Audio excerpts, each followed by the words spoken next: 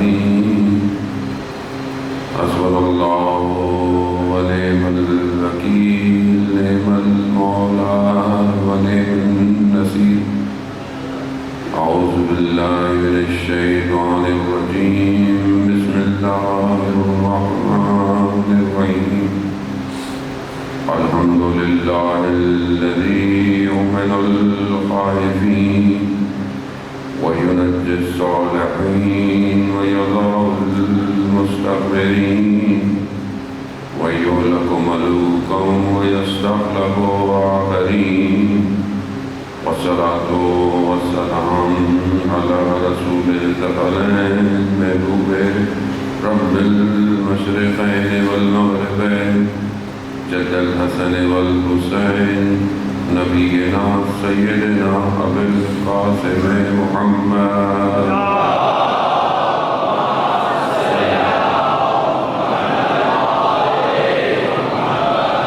وآله الطيبين الطاهرين المعصومين لا سيما بقية الله الأرضين روي وأرواحنا لتراب مقدم الفداء ولعنة الله على أعدائهم أجمعين. بسم الله الرحمن الرحيم رب اشرح لي صدري ويسر لي أمري واحلل عقدة من لساني يفقهوا قولي. أما بعد فقد قال رسول الله صلى الله عليه وآله وسلم إن الحسين مصباح الهدى والسفينة النجاة. صلاة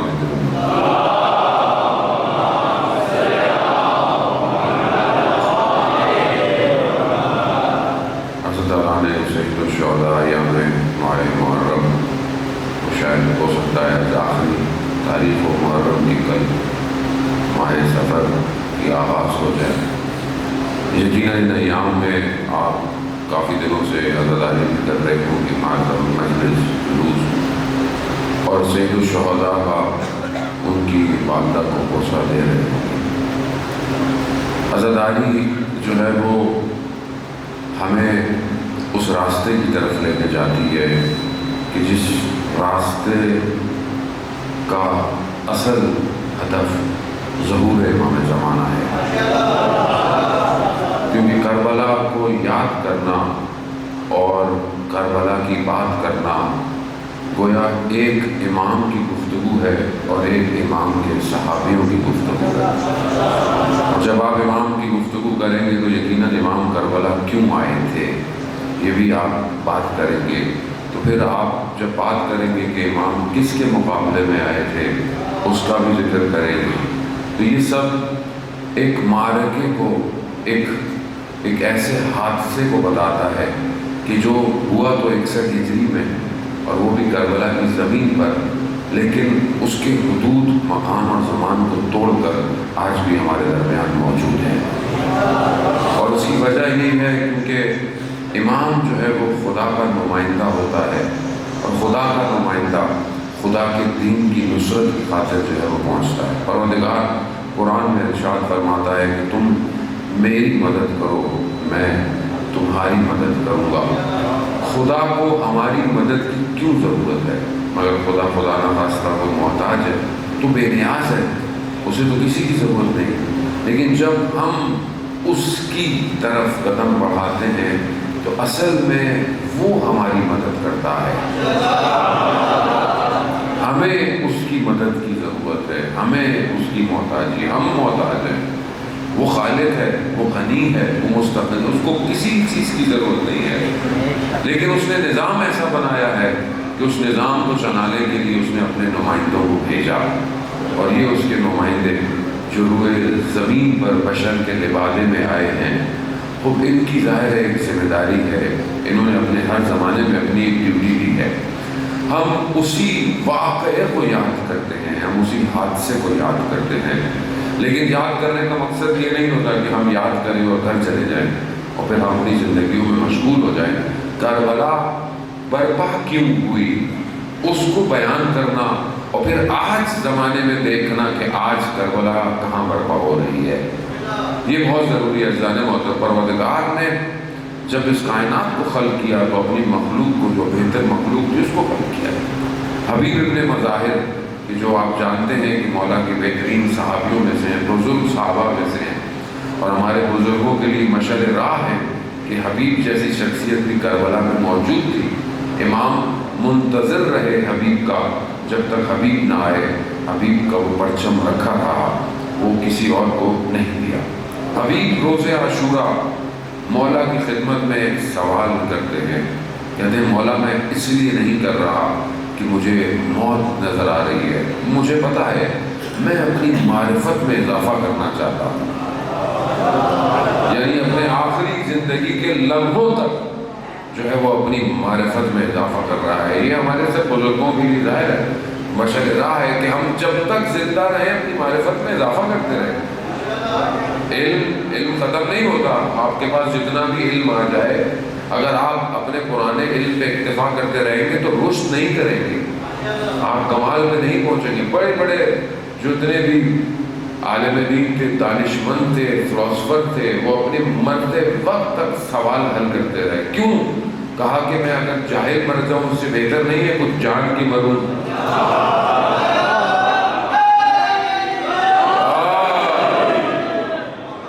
حبیب نے سوال کیا مولا کی خدمت میں، کیا سوال کیا؟ مولا یہ بتائیے کہ جب آپ اس دنیا میں نہیں آئے تھے تو کیا تھے؟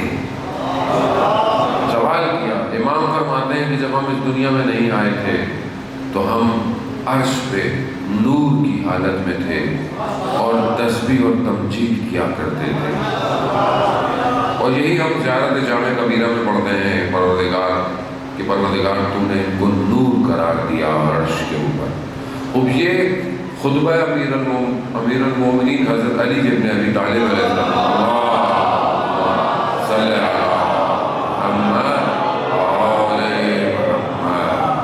امام نے نہج البلاغہ میں جہاں شیطان کی خلقت کو بیان کیا، وہیں پر حضرت آدم کے ذریعے سے امتحان لیا گیا ملائکہ کا، شیطان کا بھی۔ ملائکہ کامیاب ہو گئے، مقرب ہو گئے، شیطان ناکام ہوا، اسے نکال دیا گیا باہر۔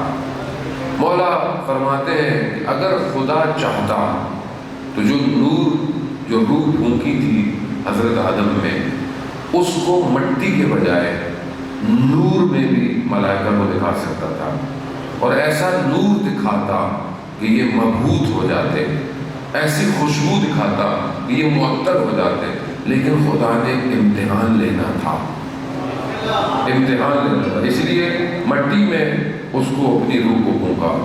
شیطان کیا کہتا ہے قرآن میں کہ پروردگار تم نے مجھے نار سے خلق کیا، اسے مٹی سے خلق کیا، میں افضل ہوں۔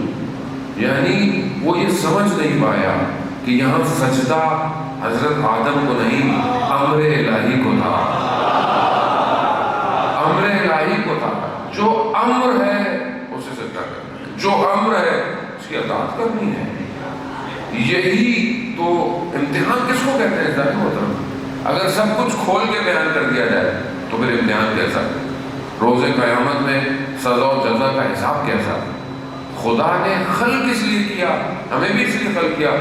آپ قرآن میں تلاوت پڑھتے ہیں ماشاءاللہ، سب اہل قرآن ہیں، کہ پروردگار ارشاد فرماتا ہے کہ میں نے موت اور حیات کو خلق کیوں کیا ہے؟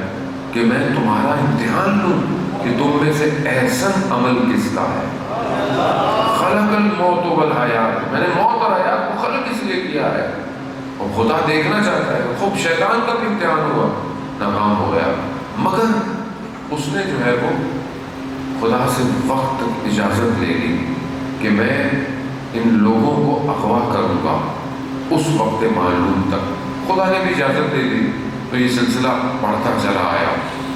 عزیزان محترم، جب ہم بعض اوقات اپنی زندگی میں مشکل آتی ہے تو ہم کہتے ہیں ائمہ نے اتنی مشکلات برداشت کی، تو کہتے ہیں وہ تو امام تھے، ہم کہاں؟ یقیناً امام جیسا کوئی نہیں ہو سکتا، لیکن امام بشریت کے لبادے میں آ کر ہمیں یہی تو بتایا کہ دیکھو بشریت کے لبادے میں امتحان برداشت کرنا پڑے گا، کرنا پڑے گا۔ اگر تکلیف نہ ہوتی امام حسین علیہ السلام کو تو پھر امتحان کیسا تھا؟ امتحان تبھی تو تھا کہ تکلیف ہوئی ہے، تکلیف ہوئی ہے، علی اکبر کو دیتے ہوئے امام کو درد ہوا ہے، یہ مشکلات امام نے برداشت کی ہے عزیزان محترم، لیکن اس ساری مشکلات کو اپنے اوپر لے کر ہماری مشکلات کو آسان کر دیا۔ آج ہم زندگی میں جب بھی کوئی مشکل آتی ہے ہم یہی کہتے ہیں ہماری مشکل کہاں، سید الشہداء کی مشکل کہاں، اور یہی ہماری ساری مشکلوں کو دور کر دیتا ہے۔ اور یہ تو ایک ظاہری چیز ہے عزیزان محترم، ایک باطن ہے اس سارے معاملات کا جو کائنات میں ہے، کہ پروردگار نے اپنے انبیاء کو، نبیوں کو اور ائمہ کو بھیج کر پوری بشریت کو امتحان سے باہر نکالا ہے۔ اگر یہ نہیں آتے، اگر یہ نہیں ہوتے تو صراط مستقیم ہمیں کون بتاتا؟ صراط مستقیم ہمیں کون بتاتا عبادت کیسے کرنی ہے؟ ہمیں کون بتاتا خدا کو سجدہ کیسے کرنا ہے؟ یہ وہ علی ابن ابی طالب علیہ السلام جیسی شخصیت، اللہم صلی علی محمد ویسی شخصیت کہ جو رات کو تنہائی میں سجدے میں تڑپتی ہے، صبح اٹھتی ہے تو دیواروں کو پکڑ پکڑ کر مسجد کی طرف جا رہے ہیں، قرآن کی آیتوں کی تلاوت ہے، شب میں مناجات ہے۔ کیوں؟ دکھایا کہ دیکھو علی جس کی عبادت کرتا ہے وہ رب کیسا رب ہوگا۔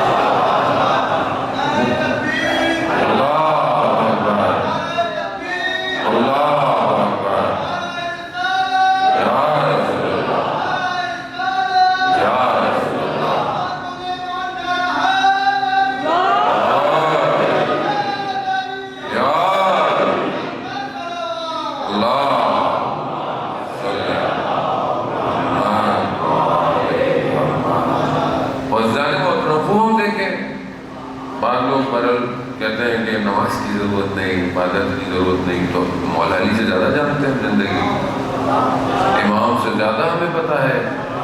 امام کو تو مانتے ہیں، امام کی نہیں مانتے۔ مسئلہ یہ ہے کہ ہمیں دھوکے میں رکھا گیا ہے، فریب کی شیطان کا کام ہے۔ یاد رکھیے شیطان چاہتا ہے کہ ہر ایک فرد عبادت سے دور ہو جائے۔ انبیاء کیوں آئے تھے؟ کیوں آئے 1,24,000؟ قرآن آپ دیکھیں جا کر، اور قرآن میں جب بھی کوئی نبی کسی امت یا گروہ کے پاس آیا ہے کیا کہا؟ ایک خدا کی عبادت کرو، بتوں کی پوجا سے دور ہو جاؤ، شرک سے دور ہو جاؤ، ایک الہ کو مانو، ایک الہ۔ کیونکہ جب تم ایک خدا کو مانو گے تو سارے فساد ختم ہو جائیں گے دنیا کے اندر۔ اب انسان کیا کرتا؟ جس دور میں نبی آئے اس دور میں کتنے بت ہیں، کبھی سورج کی جائے، کبھی چاند کی پوجا ہے، کبھی کس کی پوجا ہے۔ ایک خدا سے دور کرنے کے لیے شیطان اپنے نظام کو چلاتا رہا۔ پہلا قتل حابیل اور قابیل کے درمیان میں کرایا، اس کے بعد آتا رہا انبیاء کی قوموں کو گمراہ کرتا رہا، گمراہ، یہاں نبی آتے رہے، قوموں کو بچاتے رہے، پھر کوئی آیا پھر بچایا، پھر آیا پھر بچایا، یہاں تک کہ خاتم المرتبت آخری نبی حضرت محمد مصطفیٰ اللہم صلی علی محمد آخری نبی آ گئے۔ آخری نبی کیا کوئی نبی نہیں آئے گا؟ تو وہ جو دین اتنے نبی لے کر آئے تھے اسے کامل کیا اور اسے پہنچا دیا۔ اس عرب معاشرے کو جو جہالت میں تھا اسے جہالت سے باہر نکالا۔ جو زندہ بیٹیوں کو دفنا دیتے تھے وہاں پر بیٹی کی احترام سکھایا۔ کیا احترام سکھایا؟ اپنے عمل، اپنے کردار سے سکھایا کہ جہاں زندہ بیٹیوں کو دفنا دیتے تھے وہاں رسول خدا بیٹھے ہوتے تھے، اور جب یہ ایک بیٹی آتی تھی رسول کھڑے ہو جاتے تھے۔ دکھایا دنیا کو کہ بیٹی کی عظمت کیا ہے اور سیدہ کی عظمت کیا ہے، دکھایا دنیا کو۔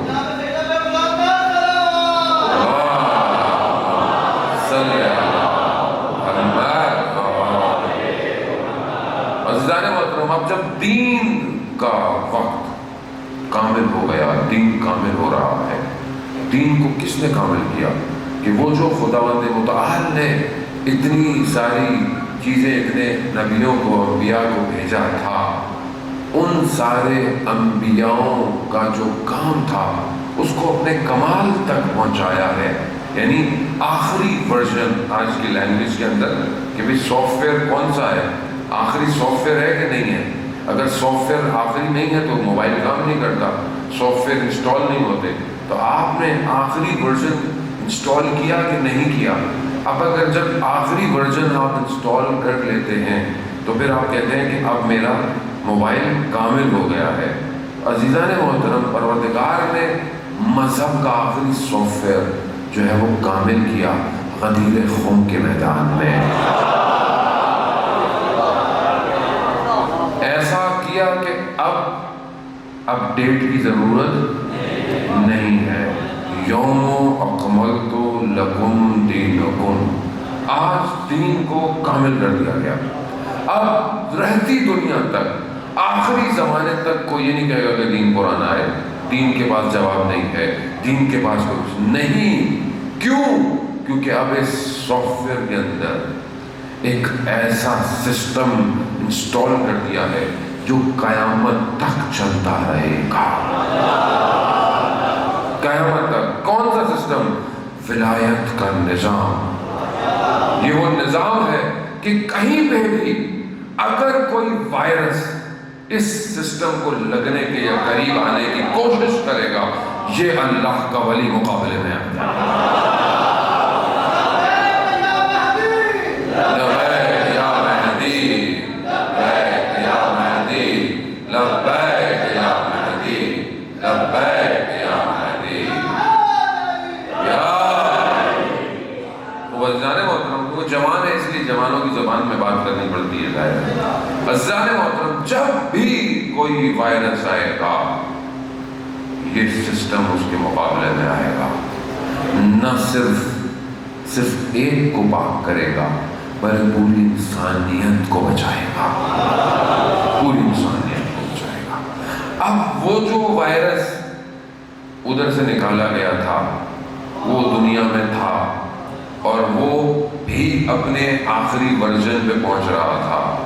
اس نے بھی اپنے آپ کو اپڈیٹ کیا. کہیں فرعون, کہیں نمرود, کہیں قارون, کہیں شداد, پھر عرب میں آ کے تو پتہ نہیں کتنے جہل آتے رہے. یہ آتے آتے لیکن جب اس نے دیکھا کہ اب یہ ورژن خطرناک آ گیا ہے, اب یہ سافٹ ویئر کمپلیٹ ہو گیا, تو اب کیا کریں؟ سامنے آؤ تو مر جاؤ گے. تو کیا کیا؟ اس نے بھی اپنے آپ کو اپگریڈ کیا اور وہ 50 سالوں میں اسلام کا لبادہ اوڑھ کر مسند پیغمبر پر آ کے بیٹھ گیا. آسان نہیں تھا یہ. ہمیں آج آسان نظر آتا ہے کیونکہ 1400 سال گزر گئے. ہم بھی اس وقت ہوتے تو ہمیں بھی سمجھ میں نہیں آتا یہ ہوا کیا ہے. کیوں؟ امت سو رہی تھی, امت غافل تھی. کتنی بڑی حکومت تھی اسلام کی اس وقت تک, کہاں کہاں تک پھیلے ہوئے تھے اسلام کے حدود, مگر کون تھا؟ نہ کوئی گورنر, نہ کوئی وزیر, نہ کوئی مشیر. سب اس وائرس نے سب کو خراب کر دیا. سارے بک گئے, کچھ نہیں کر سکتا تھا کوئی. اب یہاں مسئلہ کیا تھا؟ یہاں وہ 1,24,000 کی محنت ضائع ہو رہی تھی. جانے محترم, اتنی جو خدا نے زحمت کی لوگوں کو, انبیاء نے کتنی تکلیفیں برداشت کی, کتنی مشکلیں برداشت کی. کبھی کوئی جو ہے وہ کنویں میں, کبھی جو ہے وہ کہیں نکلا ہوا ہے, کبھی کوئی جو ہے مچھلی کے شکم میں ہے. کتنی مشکلات کی انبیاء نے برداشت کی. آروں سے کاٹا گیا انبیاء کو. کیا کرتے؟ انسانیت خطرے میں تھی. تو کوئی ایسا کام کرنا تھا کہ قیامت تک جب بھی کہیں پر یہ وائرس اٹھنے کی کوشش کرے, یہ نفوذ ہونے کی کوشش کرے, ایک ایسا کام کر دو کہ یہ خود بخود ہر دور کے اندر یہ سافٹ ویئر باہر آ جائے. کیا کرے؟ تو کوئی کام نہیں کر سکتا تھا سوائے اس گھرانے کے. جس گھرانے میں خدا نے رسالت کو اتارا، وہ گھرانے کہ جس کے لیے مختلف الملائکہ، جہاں ملائکہ آتے جاتے تھے، کون آتا؟ کوئی نہیں آتا تھا۔ کسی کو پیسے کا خوف، کسی کو جان، کسی کو مال، کسی کو شہرت، کسی کو کرسی، صرف ایک ہی تھا مدینہ میں جو اس پورے سسٹم کو بچا سکتا تھا، ایک ہی تھا، اور وہ آیا کربلا۔ کربلا امام حسین کو لایا نہیں گیا کہ آپ بولیں کہ امام حسین کو گھیر لیا، روک لیا، نہیں، امام حسین نے کربلا میں یزید کو بلایا، آؤ میں ایک ایسی سرزمین پر ایسا نقشہ کھینچوں گا کہ قیامت تک تو جیسے کو بے نقاب کرنے کے لیے میرا 6 ماہ کا بیٹا کافی ہے۔ زندہ زندہ مردہ مردہ، اللہ صلی علی محمد۔ ازانے وہ تو سمجھ رہے ہیں آپ یہ معرکہ کتنا بڑا ہے؟ اب سمجھ میں آیا عزاداری کیوں مہم ہے؟ کیونکہ یہ وہی سافٹ ویئر ہے کہ جب بھی کسی زمانے میں کوئی بھی یزید کھڑا ہوگا، یہ حسینی کھڑے ہو جائیں گے۔ یہ ان کی رگوں کے اندر اس نظام کو ڈال دیا گیا ہے۔ یہ عشق حسین ہے جو رگوں میں خون کے ساتھ دوڑ رہا ہے۔ تم ڈرانے کی باتیں کرتے ہو، تم مارنے کی باتیں کرتے ہو، یہ وہ وادی ہے جہاں گردن کٹوا کے جانا ہوتا ہے۔ یہ شرط ہے امام حسین کی کہ تم پوری دنیا میں، آپ کے سامنے امام خمینی کو کہا کہ آپ رونے والی قوم ہیں، یعنی کیا؟ آپ تو روتے رہتے ہیں امام حسین پہ، آپ رونے والی قوم ہیں۔ امام خمینی کیا فرماتے ہیں؟ ہم نے ان آنسوؤں سے 2500 سالہ بادشاہت کو اکھاڑ پھینکا۔ یہ جو ہمارے پاس ہے یہ سب محرم اور سفر کی وجہ سے زندہ ہے، زندہ ہے، زندہ ہے، زندہ ہے، زندہ ہے۔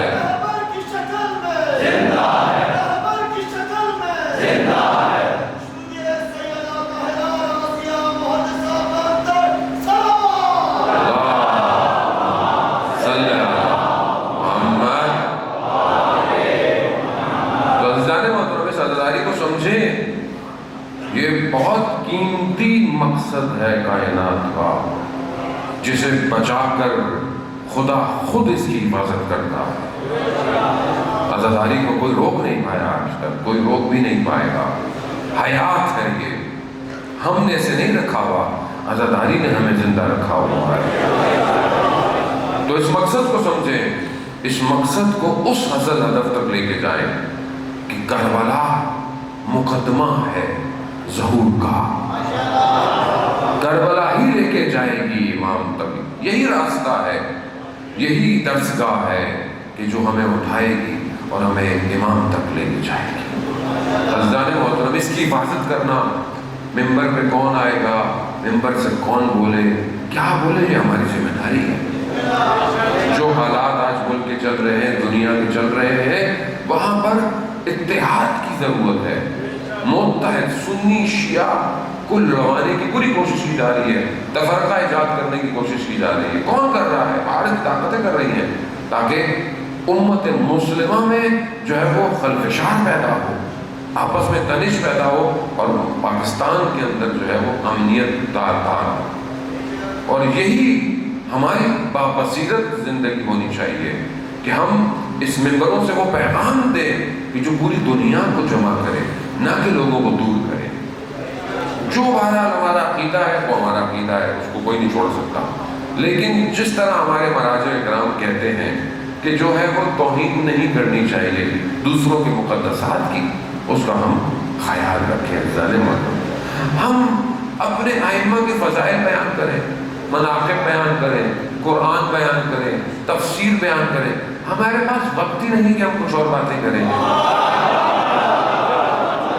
ہم یہی باتیں کریں۔ ظاہر محترم علامہ امینی کہ خدا ان کے درجات بلند فرمائے کہ جنہوں نے جو ہے وہ کتاب الغدیر لکھی کہ جو امام کے فضائل لکھے، تو اتنے فضائل بیان کیے انہوں نے، جمع کیے 30 سال میں اس کتاب کو جو ہے وہ تالیف کیا کہتے ہیں۔ بیان ہوتا ہے کہ اس زمانے میں کوئی جو صدام کا دور ہے اور جو ہے وہ کوئی افسر تھا، اس کا بیٹا شدید مریض ہو گیا، ڈاکٹروں نے جواب دے دیا اسے کہ گھر لے جاؤ، اب کوئی فائدہ نہیں ہے۔ تو اس نے نامہ، ایک لیٹر، خط لکھا علامہ امینی کو کہ میرا بچہ جو ہے وہ شدید مریض ہے، وہ جسے آپ مولا کہتے ہیں اور جس کے لیے آپ شہر شہر ملک ملک جاتے ہیں اور کتابیں لکھ رہے ہیں، میرے بیٹے کو مولا سے دلوا دیجیے۔ علامہ کو جب یہ خط ملا، علامہ نے خط کو پلٹا، بسم اللہ لکھ کر کہا جاؤ، مولا نے تمہیں تمہارا بیٹا دیا۔ یہاں قاصد خط لے کر نکلا، یہاں علامہ نے ہوا اڑی اور مولا کے حرم گئے، زیارت جامع کبیرہ پڑھی اور کہا مولا ایک حوالہ بھیجا ہے، عزت رکھ لیجیے گا۔ کہا دوسرے دن وہ بڑے تحفے لے کر آ گیا کہ میرا بیٹا تو بالکل ہی ٹھیک ہو گیا۔ زیادہ محترم مولا کائنات کا مولا ہے، میرا آپ کا اکیلا نہیں ہے۔ ہم کب متصل ہوئے اپنے امام سے؟ ہم یاری مدد تو بچپن سے کہتے ہیں، لیکن بات کب کی اپنے مولا سے؟ کب ہم نے اپنے مولا سے کہا کہ مولا کیا میں آپ کا واقعی صحیح شیعہ ہوں؟ کبھی میں نے اپنے آپ کو آئینے میں دیکھا کہ مولا جیسا آپ چاہتے تھے میں ویسا ہی ہوں؟ اپنی تو ہم سب کچھ مانگ لیتے ہیں مولا سے، لیکن کبھی یہ سوچا کہ مولا آپ کیا چاہتے ہیں؟ عزیزان محترم، جو بھی علم ہے سب وہیں سے عطا ہوتا ہے، خدا نے انہیں بنایا ایسے ہے، خدا کا نظام ہے، اور یہی وہ واحد نمائندہ ہوتا ہے ہر دور میں کہ جو اللہ کا منتخب نمائندہ ہے۔ کربلا میں امام حسین نے جا کر بتا دیا کہ اگر دین بچتا ہے تو وہ حسین کے خون سے بچے۔ امام حسین نے اپنے خون سے وہ آبیاری کی ہے اسلام کے درخت کی، اور اس زمین کو، کربلا کو کربلا معلیٰ بنا دیا، اس خاک کو خاک شفا بنا دیا کہ جہاں پر ایک انسان کے اعمال ہوتے ہیں۔ حدیث بہت طولانی ہے، میرے پاس وقت میں اتنی گنجائش نہیں کہ حدیث بہت طولانی ہے۔ جب کوئی ایک انسان عمل کرتا ہے نا، تو اس کا عمل اگر صالح ہوتا ہے، نیک ہوتا ہے، تو وہ عمل ایک ملائکہ پہلے عرش پہ لے کے جاتا ہے۔ پہلے عرش کا جو ایک نگہبان ملائکہ ہے وہ اس کے عمل کو دیکھتا ہے۔ اگر اس عمل میں کوئی مشکل نہیں ہوتی، جو کہ مشکل بیان ہوئی ہے روایت کے اندر کہ اگر مثلا اس کے اندر غیبت نہیں ہے تو وہ اگر غیبت ہوتی ہے عمل کو واپس بھیج دیتا ہے، عمل پھر اپنے آپ کو صحیح کرتا ہے دوسرے دن، پھر دوسرے دن دوبارہ جاتا ہے، کہاں جاتا ہے؟ دوسرے عرش پہ، وہاں پر ایک ملائکہ پھر عمل کو دیکھتا ہے، اس کے اندر ریاکاری تو نہیں ہے، دکھاوا تو نہیں ہے، ہوتا ہے واپس دھتکار دیتا ہے، پھر عمل تیسرے دن صحیح ہوتا ہے، پھر تیسرے، پھر چوتھے، پھر پانچویں، پھر چھٹے، پھر ساتویں کو طے کرتا ہوا خدا کی بارگاہ میں پہنچتا ہے۔ ملائکہ کہتے ہیں کہ یہ عمل اس بندے کا آ گیا۔ خدا جب عمل کو دیکھتا ہے تو ملائکہ سے کہتا ہے تم نے عمل کو دیکھا ہے، میں اس کے قلب کو دیکھ رہا ہوں، اور اس کے قلب میں نہیں ہوں۔ عمل واپس۔ سمجھ میں آیا؟ ایک عمل کتنی مشکل سے قربان جاؤں امام حسین پر۔ میرے چھٹے امام فرماتے ہیں اللہم صلی اللہ محمد امام فرماتے ہیں کہ جب خاک کربلا 7 حجابوں کو ختم کر دیتی ہے، جب آپ اس پہ سجدہ کرتے ہیں خاک کربلا پر، وہ 7 حجابوں کو ختم کر دیتی ہے۔ یعنی گویا 7 جو آسمان تھے وہ صرف کربلا کی خاک ہی سے ختم ہو جاتے ہیں۔ کیا کیا امام حسین نے ایسا؟ کس مقام پر عمل کو لے گئے؟ اسرار محترم سمجھنے کی ضرورت ہے۔ ہم اپنی زندگیوں کو دیکھیں، ہم کہاں کھڑے ہیں؟ آج روز جمعہ، روز متوقع ظہور کا دن، کیا آج ہم نے صبح سے امام کو یاد کیا؟ اللہ کا نمائندہ کون ہے آج؟ ہم امام حسین کو جب یاد کرتے ہیں تو کیا کہتے ہیں؟ کربلا کو یاد کرتے ہیں تو کیا کہتے ہیں؟ یا لیتنی کنت معکم، کاش ہم آپ لوگوں کے ساتھ ہوتے، کامیاب ہو جاتے۔ تو واقعہ امام تو ہے نا۔ غیبت کے پردے میں آیت اللہ عظمہ بہجت رضوان اللہ تعالیٰ علیہ فرماتے تھے کہ امام حاضر ہے، ہمارے قلب پہ پردے پڑے ہوئے ہیں، ہم نہیں دیکھ پاتے امام کو، امام تو دیکھ رہے ہیں۔ تو آج ہم نے کیا امام کو یاد کیا؟ صبح سے امام کی سلامتی کا صدقہ دیا؟ اللہ جل اللہ جل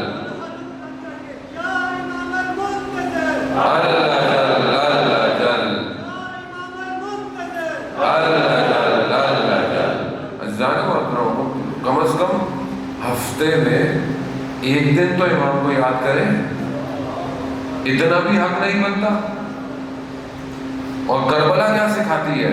کربلا سکھاتی ہے کہ صرف امام محور ہے زندگی کا۔ تو خامخواہ کربلا یاد نہیں کروائی جاتی، بار بار ذکر کیوں کرایا جاتا ہے؟ تاکہ سمجھو زہیر ابن کین نے جب مسلم کی شہادت کی خبر ملی امام کو، تو امام نے اپنے ساتھیوں کو بولا کہ یہ شہادت ہو گئی ہے، آگے بھی یہی ہونا ہے، تو جس نے جانا ہے جا سکتا ہے۔ زہیر نے کیا کہا؟ کہا مولا اگر دنیا کی عیش یا دنیا کی جو معاملات ہیں اگر یہ دائمی بھی ہوتے، ہمیشہ کے لیے ہوتے، مثلا بوڑھا نہیں ہونا ہوتا، مریض نہیں ہونا ہوتا، مرنا نہیں ہوتا، مال نہیں کھونا ہوتا، اولاد نے نقصان نہیں دینا ہوتا، یہ سب ہمیشہ کے لیے بھی ہوتا مولا، تو بھی ہم آپ کو چھوڑ کر نہیں چاہتے۔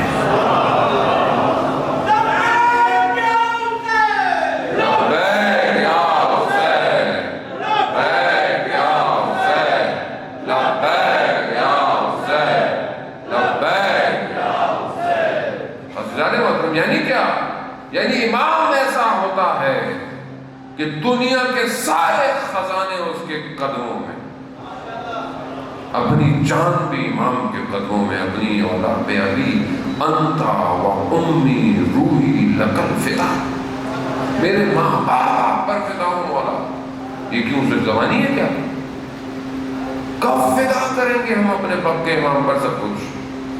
وہ انتظار کر رہا ہے۔ عزیزان محترم، شہر یا گاؤں یا ملک کا مسئلہ نہیں ہے، آپ چاہے کوئی بھی ہو، دنیا کے کسی حصے میں رہتے ہو، امام آپ کی طرف دیکھ رہا ہے، امام میری طرف دیکھ رہا ہے۔ امام صرف کوئی عالم دین تو امام سے نہیں ملے گا، ہر عام شخص امام سے ملتا ہے۔ وہ تہران کا مشہور موچی کہ جس دکان پر روحانی تھے، حالانکہ ابا کبا پہنتے تھے آپ، لیکن پلے دوزی کرنا، چیزوں کو سینا، اور وہ دکان پر بڑے بڑے علماء آتے تھے۔ کیوں آتے تھے؟ کیونکہ وہ جانتے تھے کہ اس سے ملنے وقت کا امام آتا ہے۔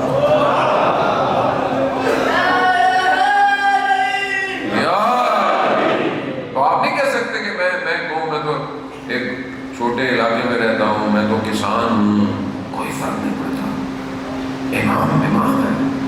اگر آپ اپنے دل اور وجود سے امام کے لیے تیار ہیں تو امام آپ سے ملنے آئیں گے۔ عزیزان محترم، وہ امام کو ملتا ہے اور ہر کئی دفعہ اس کی ملاقاتیں، مشہور ملاقاتیں اس کی امام سے ملاقات ہے، لیکن کیا ہم اپنے امام کو ملنا چاہتے ہیں؟ کیا ہم نے آج دعائے خطبہ کے جملے پڑھے کہ متى ترانا و نراقا، کہ کب ہم آپ ہمیں دیکھیں گے اور ہم کب آپ کو دیکھیں گے؟ عزیزوں نے لیا اے وہ عزیز کہ ہم پوری مخلوق کو دیکھتے ہیں مگر آپ کو نہیں دیکھ رہے۔ ہمیں ساری آوازیں سنائی دیتی ہیں مگر آپ کی آواز سنائی نہیں دیتی۔ مولا کیوں عزیزان محترم، کیوں نہیں متوجہ میں اپنے امام کی طرف؟ ہمارے استاد بیان کرتے ہیں شخص حج پہ گیا اور 8 ذی الحجہ تھی یا 7 ذی الحجہ، ابھی لوگ مکہ میں موجود تھے۔ صبح باہر نکلا تو دیکھا کہ سڑکیں خالی ہیں، کوئی دور دور تک نہیں۔ انہوں نے تعجب کیا کہ کہاں چلے گئے لوگ، ابھی تو لوگوں کو ہونا چاہیے تھا۔ تو سامنے سے ایک نقاب پوش آ رہا تھا، تو انہوں نے کہا کہ میں اس سے پوچھوں گا کہ لوگ کہاں گئے، لیکن جتنا وہ قریب آتا گیا میری دھڑکن جو ہے وہ تیز ہوتی گئی۔ جیسے ہی اس نے اپنے چہرے سے نقاب ہٹایا میں ساکت ہو گیا، مجھ سے کچھ بولا نہیں گیا۔ تھوڑی دیر میں نے اس چہرے کو دیکھا اور پھر وہ غائب ہو گیا، اور پھر لوگ میرے آس پاس چلنا شروع ہو گئے۔ عالم دین نے اس شخص سے پوچھا تم نے کعبے کو دیکھ کر پہلی دعا کیا مانگی تھی؟ کہا میں نے کعبے کو دیکھ کر یہ کہا تھا اللہم ارنی طلعت الرشیدہ، پروردگار مجھے وہ درخشندہ چہرہ دکھا۔ خدا نے وہ چہرہ دکھا دیا۔ عزیزان محترم، معلوم کہتے ہیں شاید کاش تم نے مانگا ہوتا کہ تم ایک گفتگو بھی کرتے، تم کلام بھی کر لیتے۔ عزیزان محترم، یہ آنکھیں، یہ بال سفید ہوتے جا رہے ہیں، قبر کے اندر جانے کو تیار ہو، لیکن ابھی تک میں نے اپنے امام کو نہیں دیکھا۔ کب دیکھوں گا میں امام کو؟ کیسے دیکھوں گا میں اپنے امام کو؟ گلیاں گلیاں ولی ابن مہزیار کہ جو 20 سال حج کرتا رہا، اس لیے کہ کیونکہ مولا وقت کا امام حج کرنے آتا ہے، 20 سال حج کرتا رہا کہ شاید کسی حج میں امام سے ملاقات ہو جائے۔ نہیں ہو پائی، وہ آگے پھر نہیں جانا چاہتا تھا، مسائل نہیں تھے، کچھ مسائل تھے، پیغام بھجوایا گیا کہ حج پہ آؤ۔ حج پہ گیا، جب طواف کر رہا تھا تو ایک شخص آیا، کہا چلو میرے ساتھ، امام نے بلایا ہے۔ مکہ کی وادیوں سے، پہاڑوں سے ہوتا ہوا ایک ایسی جگہ پہ پہنچا جو اس نے پہلے نہیں دیکھی ہوئی تھی، ایک سرسبز سی جگہ، ایک خیمہ لگا ہوا۔ جیسے ہی اندر گیا امام نے دیکھ کر کہا کہاں تھے تم؟ ہم تو تمہارے زیارت کے مشتاق تھے۔ اللہ، ہم تمہارے دیدار کے مشتاق تھے۔ ولی ابن مہزیار کہتا ہے مولا میں تو 20 سال سے آیا اور آپ کہہ رہے ہیں کہ آپ مجھے دیکھنا چاہتے تھے۔ اللہ، کیا کہا مولا نے؟ کہا ہم تو تمہیں دیکھنا چاہتے تھے، تمہارا عمل تمہیں روک رہا تھا، تمہارا عمل ہم سے ملنے نہیں دے رہا۔ امام تو ملنا چاہتے ہیں ہم سے، امام ہمیں دیکھنا چاہتے ہیں، میرا عمل ہے جو مجھے میرے امام سے دور کر رہا ہے۔ عزیزان محترم، کربلا ہے ہی اس لیے کہ ہم وقت کے امام تک پہنچے۔ اور یہ ابھی چہلوں میں امام حسین علیہ السلام جو آ رہا ہے، تمام علماء کرام نے بھی اسی بات پہ ہمیں توجہ دلائی ہے کہ ہم سب سنی شیعہ سب مل کر عظمت صحابہ، عظمت اہل بیت، دونوں، امام حسین صحابی بھی ہیں، امام حسین اہل بیت بھی ہیں، سب مل کر امام حسین کے چہروں پہ باہر نکلے، جو مرکزی جلوس ہیں ہر شہر کے، ہر گاؤں کے، ہر دیہات کے، ان مرکزی جلوسوں میں شرکت کریں اور دنیا کو بتائیں کہ اے مسلمانوں کو توڑنے والے، ہمارا حسین کافی ہے ہمیں جوڑنے کے لیے۔ یہی زندہ باد، زندہ باد، مردہ باد، مردہ باد۔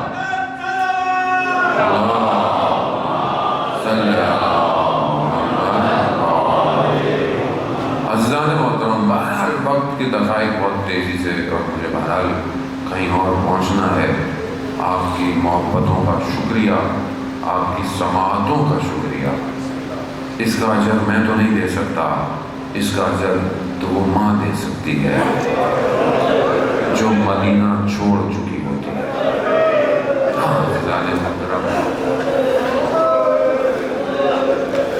ہمیں کیا پتا، ہم کیا سمجھیں اس تکلیفوں کو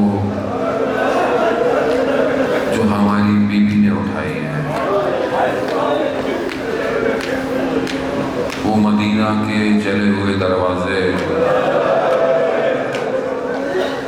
وہ ٹوٹی ہوئی پسلیاں،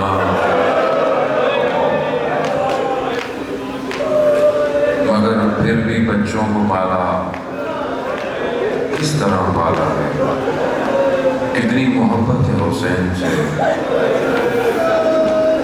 کہ وصیت کر کے جا رہی ہے، علی میری قبر پر زیادہ دیر نہ بیٹھنا،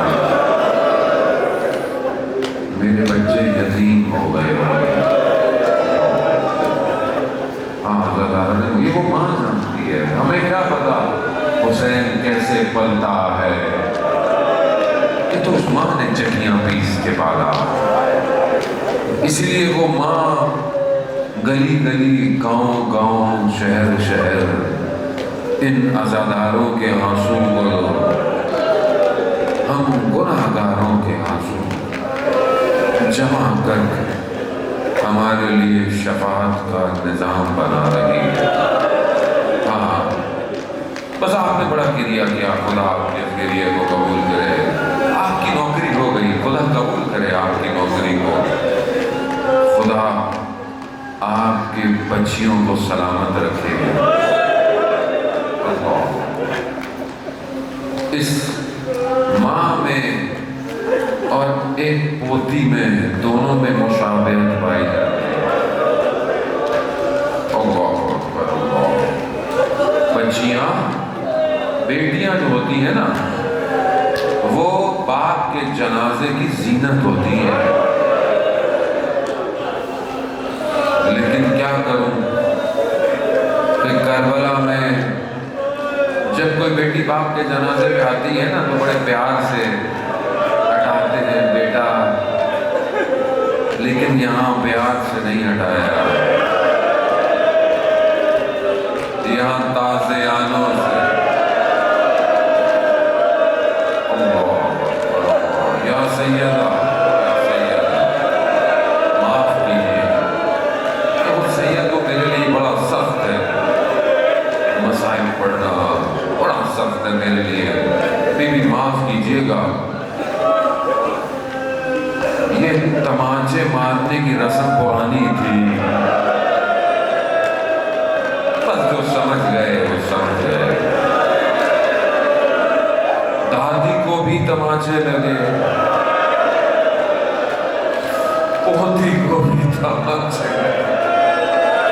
اللہ اکبر۔ ہاں دادا، جب کوئی مر جاتا ہے نا، بس باپ نے گریا کیا، بس چند مراحل اور، کیونکہ قافلہ جو ہے نا وہ پہنچنے والا ہے شام پہنچنے والا ہے نا قافلہ، تو بس اس بچی کے مصائب ہیں۔ جب کوئی مر جاتا ہے نا، اور وہ بھی اگر کوئی قریبی مر جائے، وہ بھی باپ مر جائے، تو کہتے ہیں نا کہ بیٹی کے سامنے ذکر کم کرو، تصویر سامنے نہ آئے، بیٹی کو یاد آ جاتا ہے، مگر میں قربان جاؤں اس بچی نے راستے میں جہاں سر اٹھاتی تھی تو نیزے میں سر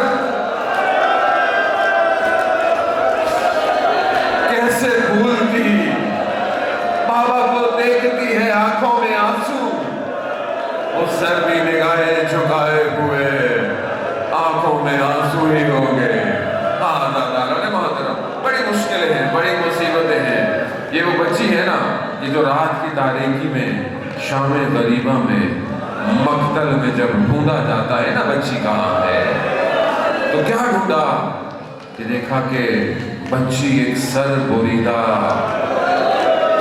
بدن کے اوپر سو رہی ہے۔ آیا نا ہماری بیوی نے اٹھایا، بیٹی کہاں، بیٹی یہ کیا؟ کہا بابا کے سینے میں سو رہی ہے۔ اللہ، رات ہے، تاریکی ہے، مقتل میں اندھیرا ہے، پتہ کیسے چلا بابا کا سینہ ہے؟ کہا میں بابا بابا کر رہی تھی تو ہاتھ بلند ہوئے، الیہ الیہ، آ جاؤ۔ ہاں، یہ سینے پہ سونے والی بچی عزاداران محترم جب شام کے زندان میں پہنچی ہے نا، میں نے بڑی جلدی پہنچا دیا، اتنی جلدی پہنچے نہیں تھے، بڑی مشکلوں سے پہنچے ہیں۔ بازار شام کی مصیبت اپنی جگہ اور پھر دربار شام کی مصیبت اس سے بھی بڑی، لیکن جب پہنچ گئی تو پھر یہ بچی اس مشکلات حالت میں اپنے بھائی سجاد کو کیا کہتی ہے، بھیا یہ پرندے رات کو کہاں چلے جاتے ہیں؟ مولا نے بیان کیا یہ اپنے گھروں میں، کہا بھیا ہم کب مدینہ جائیں گے؟ اللہ کیا پتا یہ بچی وہیں رہے گی؟ عزاداران محترم جب بچی بڑی بے چین ہوئی رات کو اور اس نے بابا بابا کیا تو یزید لائن تک جب آواز پہنچی ہے تو کہا کیسا شور ہے؟ کہا بچی ہے بابا بابا۔ کہا جاؤ دے دو بچی کو۔ جب کوئی بچہ گریہ کرتا ہے تو آپ اسے کیا دیتے ہیں دل بہلانے کے لیے؟ لیکن اس بچی کے پاس کیا آیا؟ تشت پہ کپڑا، جیسے ہی کپڑا ہٹایا تو کیا دیکھا؟